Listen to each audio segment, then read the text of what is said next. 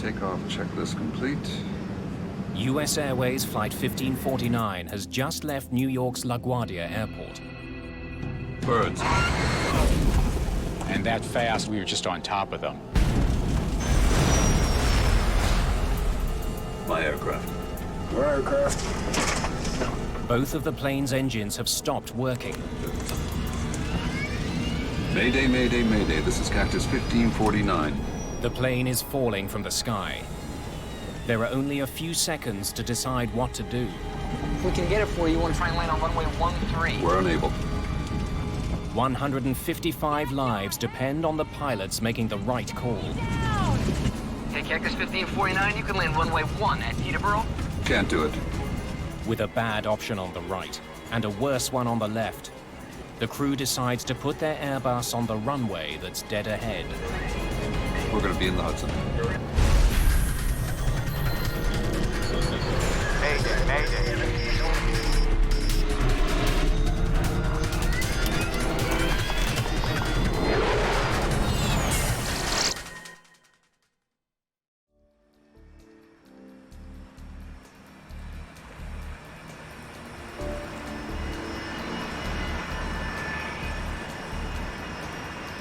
New York's LaGuardia Airport, mid-afternoon.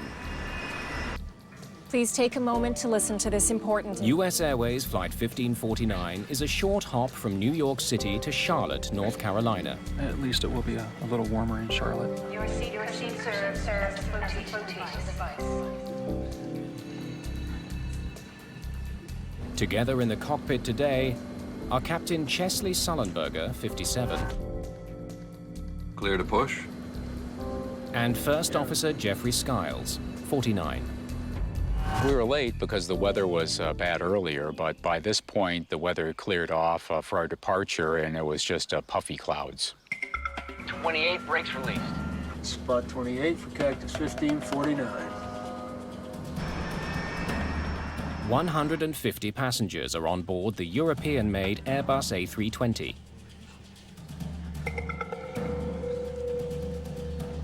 Businessman Clay Presley is on his way home to Charlotte. I arrived at the airport at LaGuardia. It was very cold. It had been snowing a little bit that day, and we had a storm coming in, so we wanted to make sure we made that flight and weren't hung up or delayed on some later flights. The crew flew in an hour earlier from Charlotte, with Sullenberger at the controls. Your brakes, your aircraft. First Officer Skiles will be flying the plane back to Charlotte. My aircraft. It's a common sharing of piloting duties. Cactus 1549, runway 4, clear for takeoff. Cactus 1549, clear for takeoff. This trip marks the final leg of a 4-day sequence of flights for both men. We made our standard call-outs. It was just a normal takeoff, normal procedures on the climb out. There was absolutely nothing at all to indicate that this would be any different than any other takeoff in my entire career. But by the end of the day, they'll be the most famous crew on the planet. Gear up, please.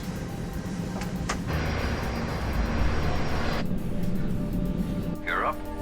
Patrick Harton is one of the controllers handling traffic out of LaGuardia today. He has one of the most stressful jobs in the world.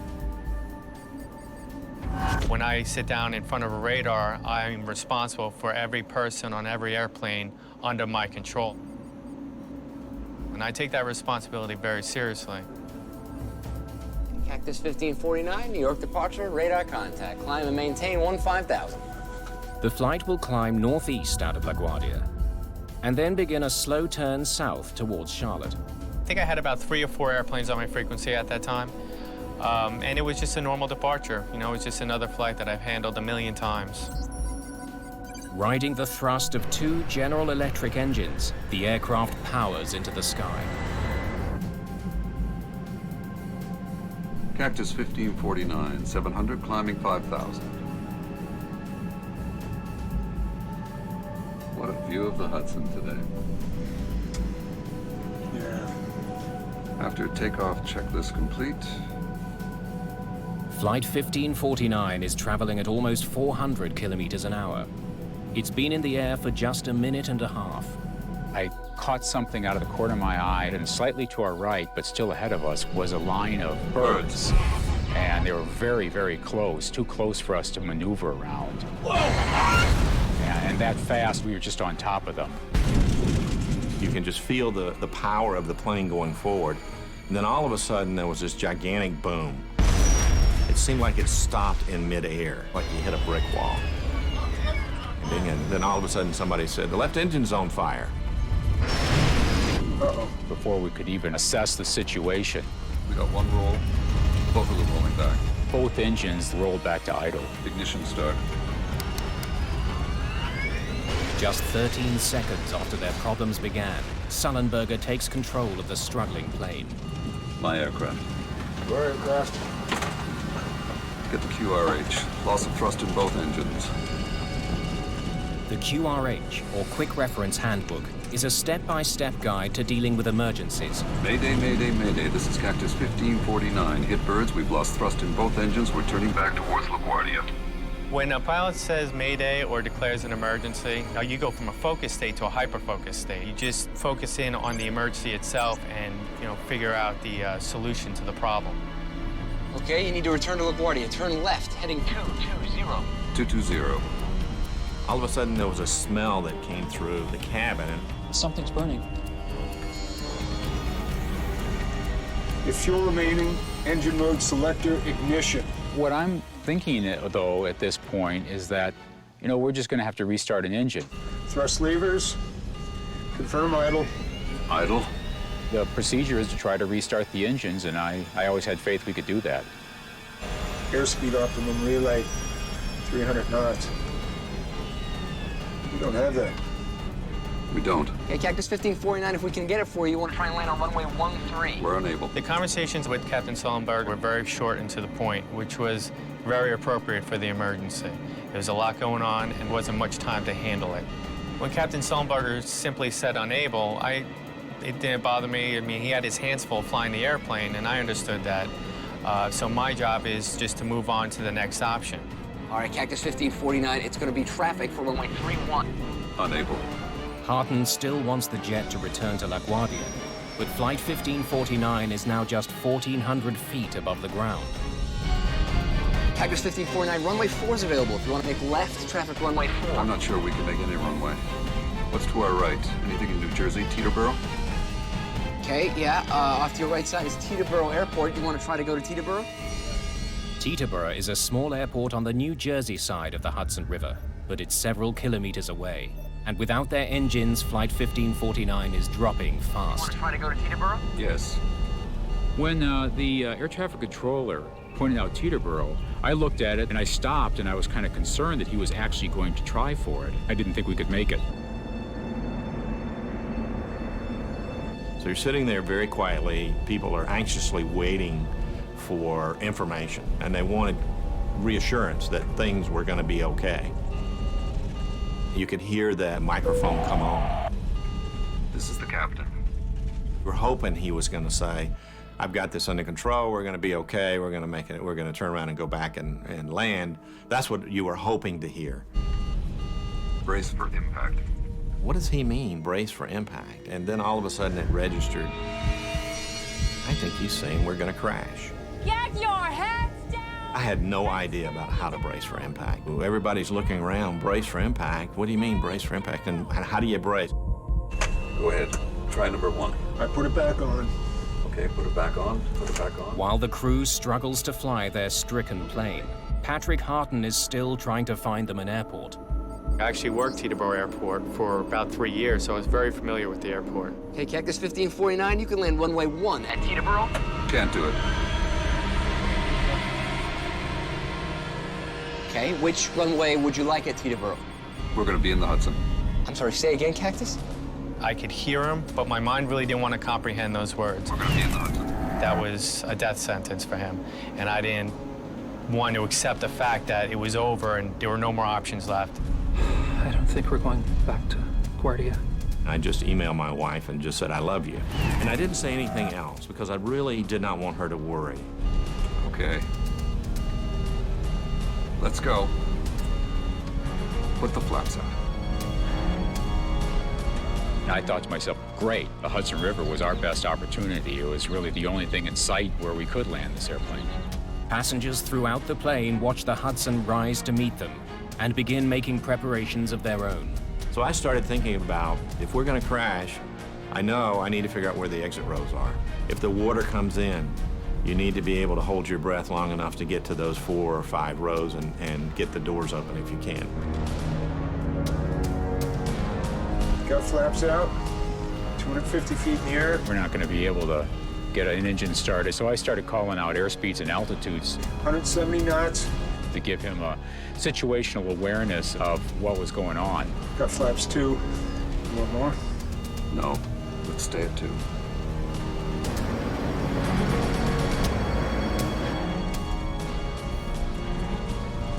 Got any ideas? Actually, not. We were so focused on what we were doing, and I always thought it would work out. Below 300 feet, Patrick Harton's radar can't see the plane. Flight 1549 disappears. When the aircraft disappeared off my radar, I just assumed that there weren't going to be any survivors. In the cabin, the passengers prepare for the inevitable. All the passengers really started kind of pulling together, and somebody yelled out as we were going down, "Be ready at the doors!" The folks at the door says, "We're ready." I was just scared to death. We're going to brace.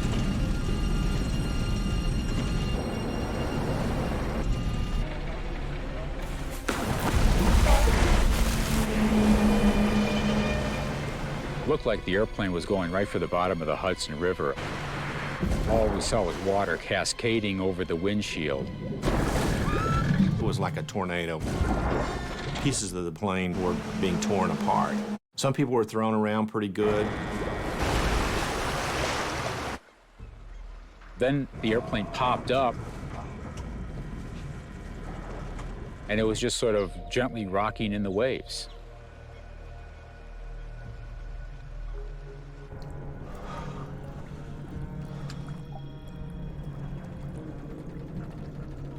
We all just sat there. We were all in shock, and we were waiting for what's next. US Airways Flight 1549 was in the air for just 5 minutes and 8 seconds. Having made a remarkable landing, the passengers and crew now face a new danger. The plane is leaking. The ice-cold water of the Hudson is pouring into the cabin.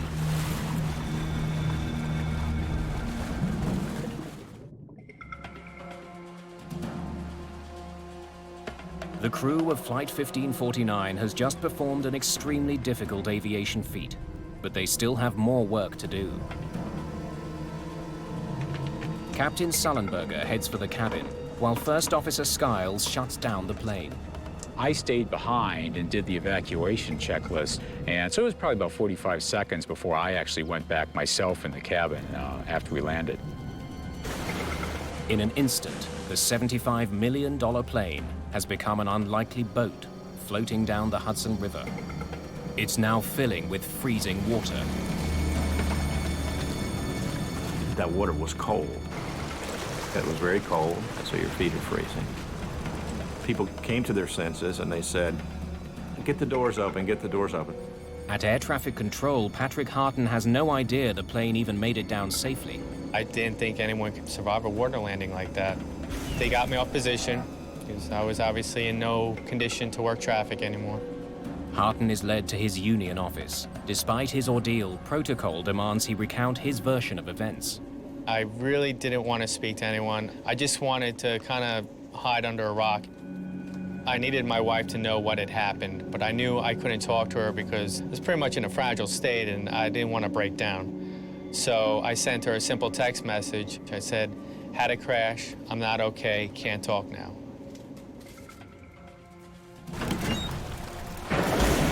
Passengers nearest the exits open the doors quickly, while Sullenberger and the cabin crew begin managing the evacuation.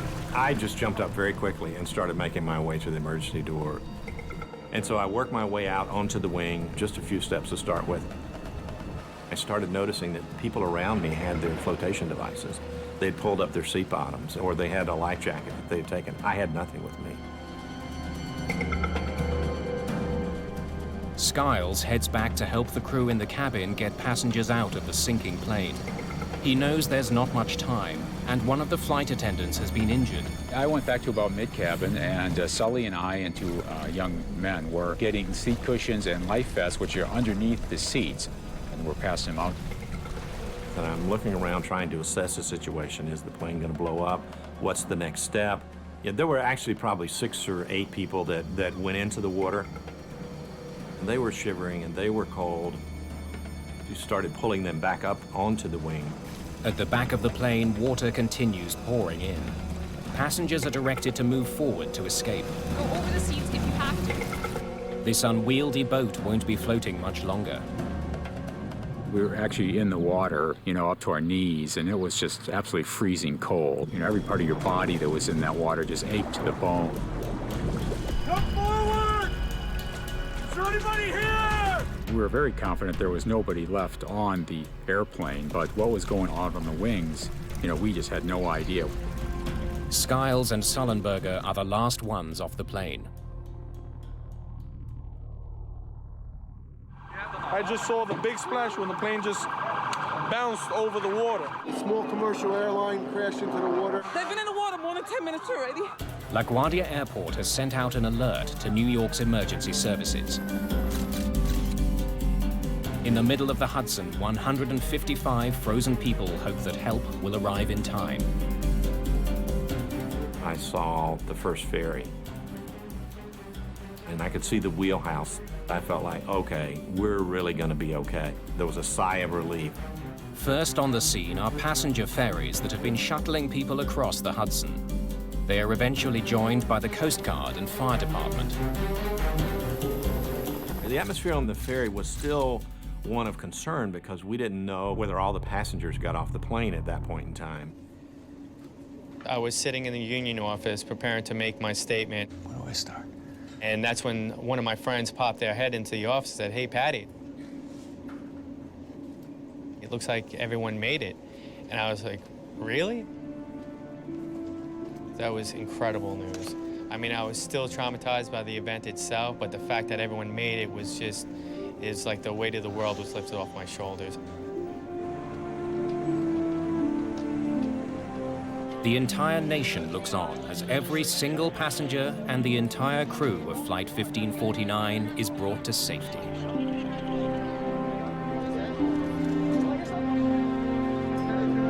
It's cold! Are you okay? Like so many others around the world, investigators from the National Transportation Safety Board are riveted to the pictures. Hey, you gotta see this. We learned a little bit about the accident, of course, before we launched. The TV channels were showing the aircraft in the river and everything.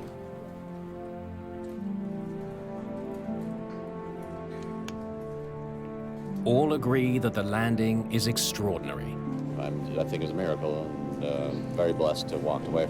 I reached over to Captain Sully and just said, "I just want you to know you saved my life and everyone's lives here."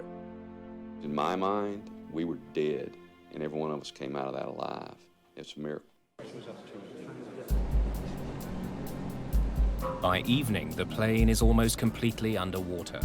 The current is pushing it towards the edge of the river.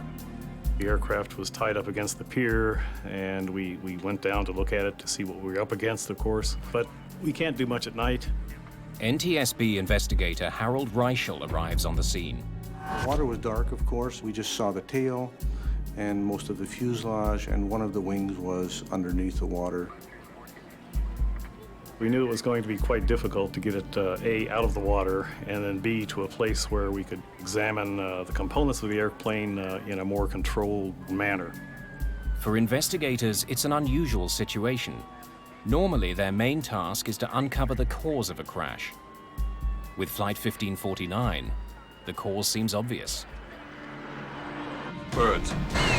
The original Mayday call was clear. Mayday, Mayday, Mayday. This is Cactus 1549. Hit birds. We've lost thrust in both engines. We're turning back towards LaGuardia. Okay, you need to come back. The crew reported that they hit several birds shortly after takeoff. I think everybody realized that a bird strike had occurred. What people didn't know was what kind of birds brought the aircraft down, whether it might have been a combination of a bird strike plus something else, whether the crew acted and flew the aircraft as they should have. My aircraft. Your aircraft. Get the QRH. U.S. Airways pilot made an incredibly skillful emergency landing in the Hudson River. Investigators want to interview both pilots, but their sudden fame makes them hard to get to. It became a little bit more difficult than usual to A, locate the flight crew, and then B, to talk to them. They were instant heroes.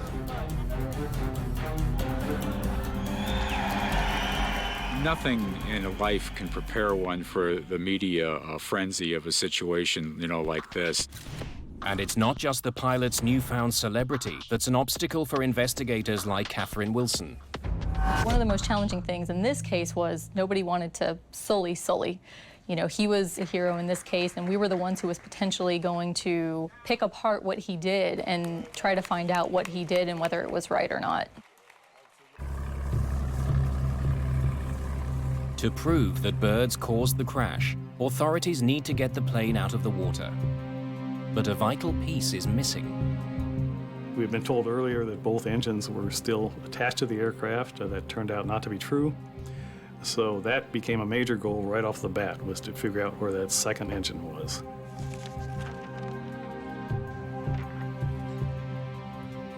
We didn't know exactly where it was. Let's focus on this area. But we had films of the aircraft actually touching down, and we could cross-reference different things. We used some side-scanning sonar that gave us a very clear picture of the bottom.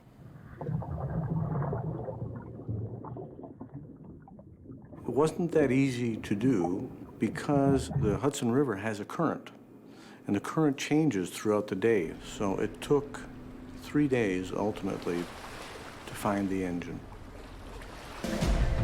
Within days, the recovered engine and the rest of the aircraft are moved to a warehouse in New Jersey, so investigators can study the wreckage more carefully. We certainly couldn't do it out there at the edge of the Hudson River, and you can imagine how interesting it was to take an airplane 150 or 200 feet long through a very, very populated area in New Jersey. As the plane is being moved, investigators work with the voice and data recorders. Okay, let's hear it. Which were in the most damaged part of the plane, the tail. The cockpit voice recorder and the flight data recorder were in virtually pristine shape. The aircraft had sustained quite a bit of damage in the rear end, but the recorders themselves survived very well. We were really lucky. All of the data was able to be downloaded normally. We got one roll, both of them rolling back. Listening to the CVR provides vital insight into how the crew responded to the emergency. In this case, both Captain Sullenberger and First Officer Skiles acted extremely professionally. Ignition start. Each member had their own roles and responsibilities. They stayed with those roles and responsibilities throughout the accident flight and communicated only when necessary. Put the flaps up. On Flight 1549, My aircraft. it took just seconds for the crew to each assume their individual responsibilities. Part of the reason they handled the emergency so well was that Jeffrey Skiles had only just finished his Airbus training. This was my first trip out as a regular line pilot in the Airbus A-320. I literally was right out of training. And the benefit of that was that he knew exactly the checklist to turn to, and that's exactly what he did.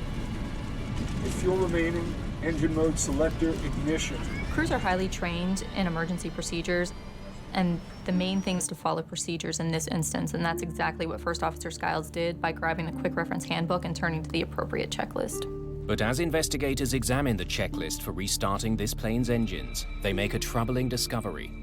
It was assembled for an event that occurred 20,000 feet in the air, where a crew would have plenty of time to slowly and carefully go through a 3-page checklist, the end of which was, how do we ditch the airplane?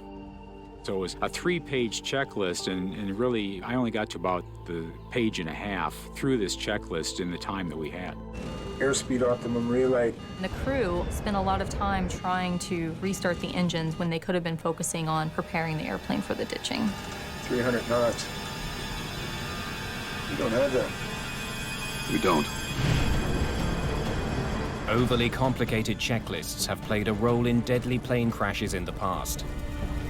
In 1998, a fire broke out on board a Swissair passenger jet. The checklist the crew used for that situation would have taken them up to half an hour to complete. It's a half hour they didn't have.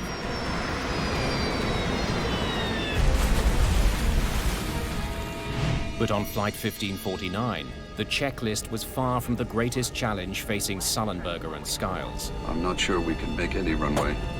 Water landings are notoriously difficult because unless they're perfect, they can be catastrophic.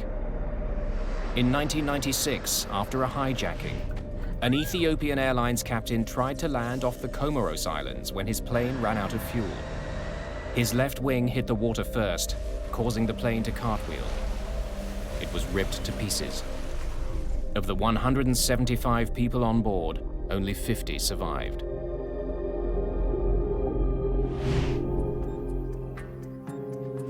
Investigators soon learn that none of the major airlines use simulators to teach pilots how to land on water. Training for ditching in a simulator is very difficult. We don't have the models to accurately simulate what an airplane would do when it touches down on water. Given the rarity of this type of event, it would be very difficult to justify training pilots for this type of event. But even without ever going through a simulation, Captain Sullenberger got almost everything right.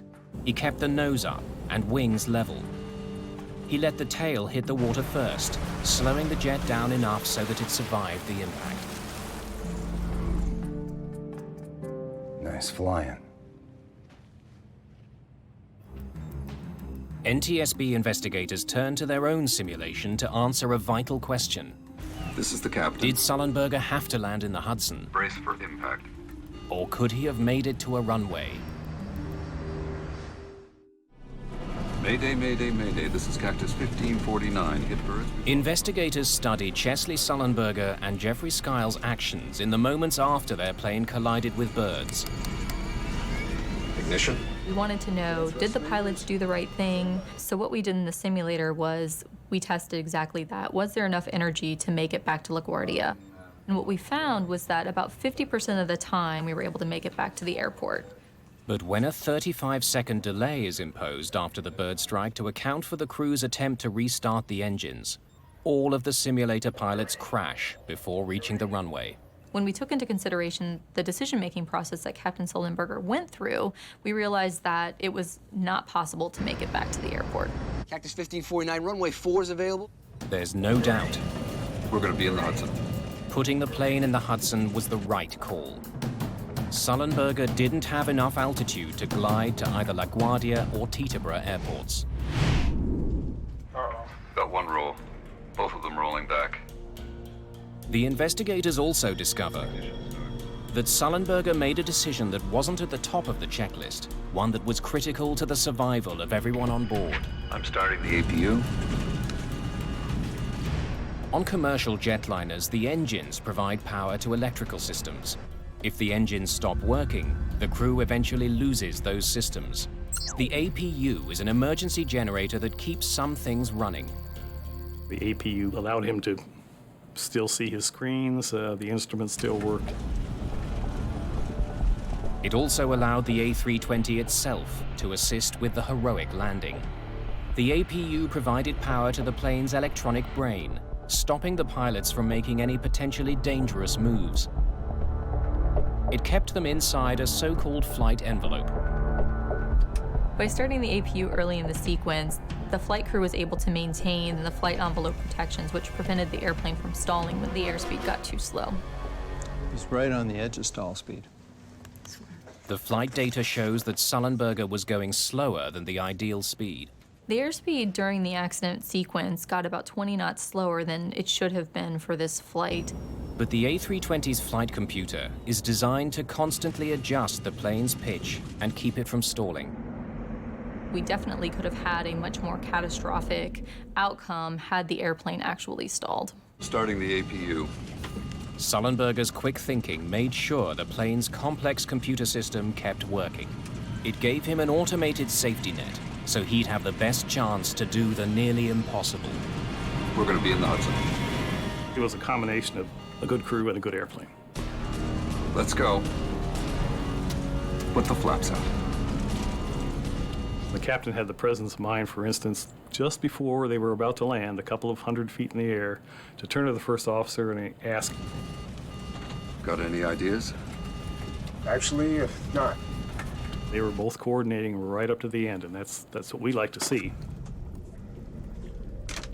Skill, training, and the aircraft's very design combined to save the lives of 155 people. But investigators still want to know how birds crippled two highly advanced jet engines, and if they can stop it from happening again. 8 days after the crash, investigators are finally able to examine the engines in detail. Richard Dolbear has spent much of his career studying collisions between birds and airplanes. When aircraft strikes a bird, generally there's not much left of the bird, particularly if that bird goes through the engine.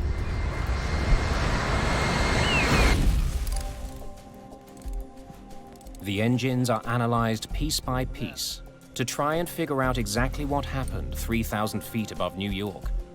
Let's look inside. We expose the engine surfaces to a black light. Proteins from many tissues will fluoresce with a black light. Much of the tissue was already gone, but many of the proteins stayed on the surfaces of the engine. Look at that. Deep in the right engine, investigators find about a cup of charred remains. Most of the remains found were just muscle tissue, bone fragments, and minuscule feather remains. I was able to find about 29 samples in one engine and 14 in the other. But the engines aren't the only part of the plane that's been damaged. Birds. The aircraft hit many birds. So we found evidence on the wings and on the flaps and on the fuselage, but the plane can still fly when that occurs. The threat posed by bird strikes is well known. Bird strikes are a much bigger problem than the general public realizes. In the last 20 years, there have been approximately 210 aircraft that have been destroyed because of collisions with birds. This Boeing 757 ingested a crow while taking off from Manchester, England, later landing safely. In 2008 alone, there were 4 dramatic accidents. A Boeing 747 sucked a kestrel into one of its engines. The crew aborted takeoff and survived. The plane was ruined. This jet ingested pelicans into both engines, and one ended up in the cockpit. Repairs cost $2 million. The engine of an MD-10 was severely damaged by a gadwall. The repair cost was $900,000. And 5 people were killed when this Cessna smashed into at least one pelican. More than 200 people have died in bird strike accidents since 1988. The problem could get worse because there are more birds out there. By restricting the use of pesticides that were hazardous to birds, such as DDT, we've seen a tremendous rebound in the populations of bird species. A remarkable increase in the Canada geese that are resident, non-migratory birds. Nationwide, the population has grown from about 1 million to about 4 million. At LaGuardia, one of the airport's biggest problems is a year-round goose colony on nearby Rikers Island.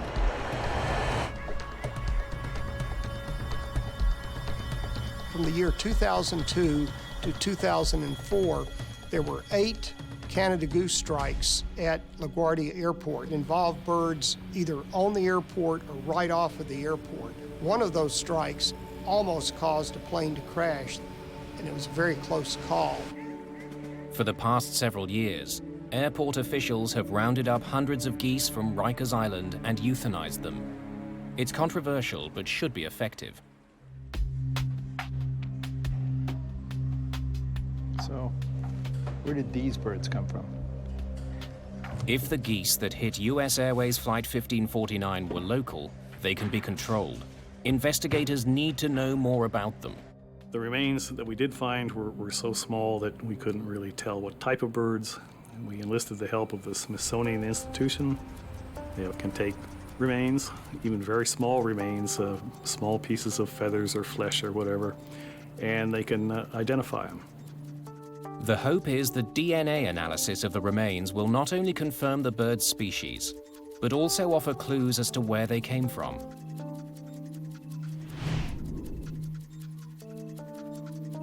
While they wait for answers, investigators turn to answering the question of how a few birds forced a 68-ton jet from the sky.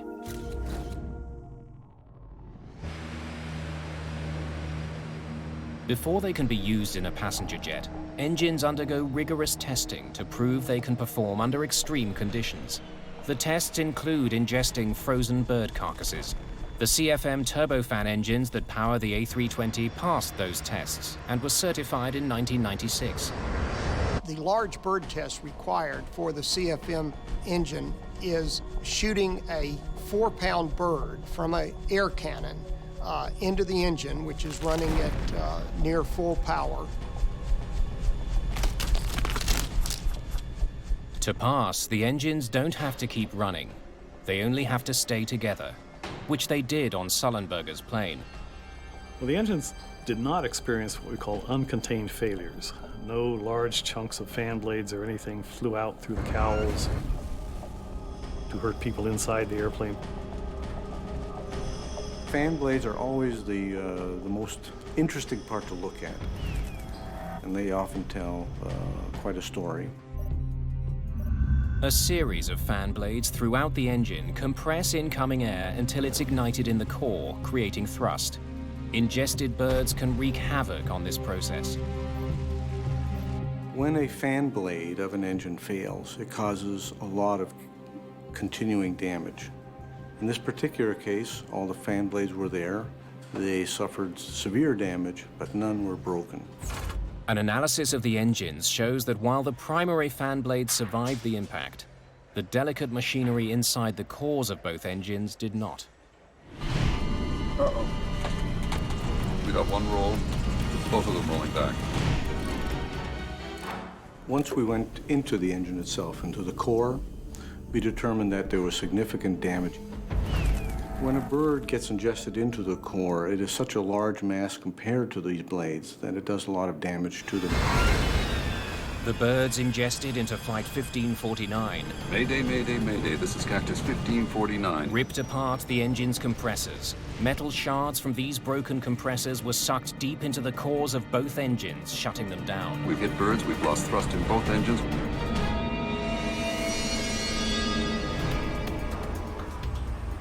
When DNA results come back from the Smithsonian Institution, investigators finally understand why Flight 1549 lost both its engines. The birds that struck Sullenberger and Skiles' aircraft were adult Canada geese. They were far larger than anything the engines were ever tested for. Because of that analysis, we know that these birds ingested each probably weighed about 10 pounds. The tests also confirmed that as many as 4 large birds had hit Flight 1549's engines.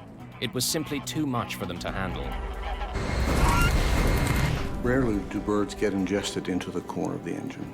Rarely does an engine ingest the bird and then stop running completely. That's a very rare event. Ignition start. What makes this one even rarer is that both engines ingested birds and both shut down. We're going to be in the Hudson.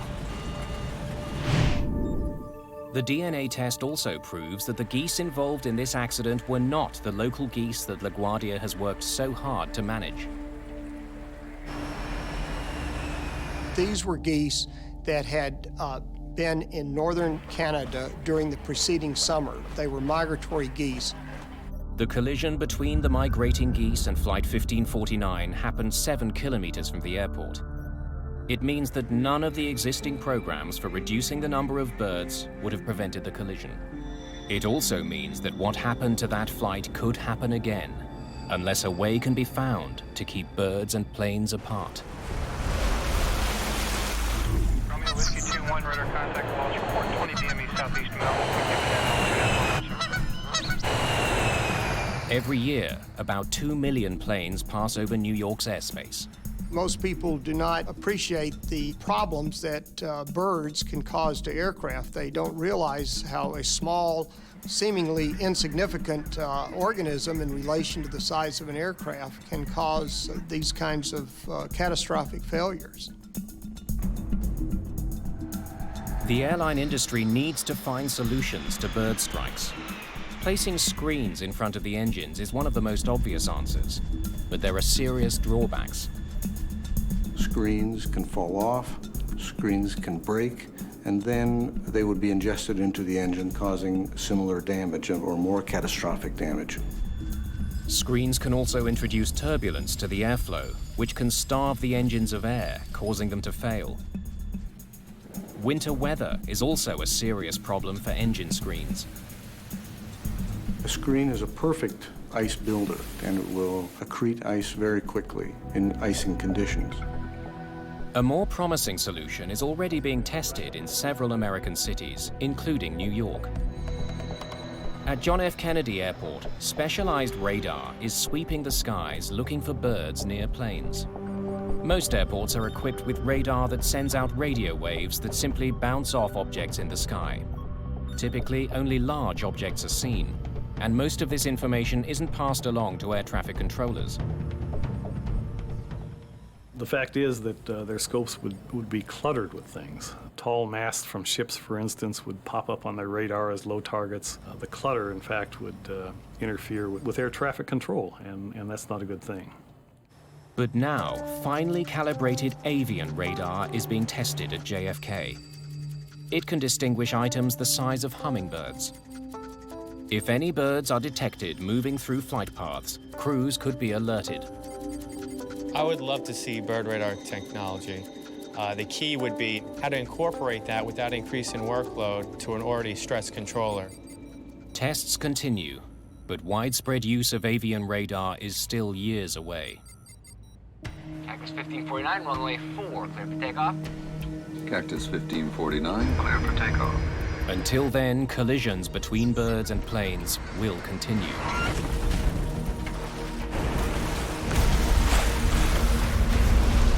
What the safe outcome of Flight 1549 proved is that right now, the best defense against this threat is a good team in the cockpit. We had a very experienced flight crew with very good training. My aircraft. Your aircraft. Get the QRH. All your training that you've done, all the years that you've been flying the airplanes, it all just comes back to you when you need it. My aircraft. Sully and I worked together extremely well on this event.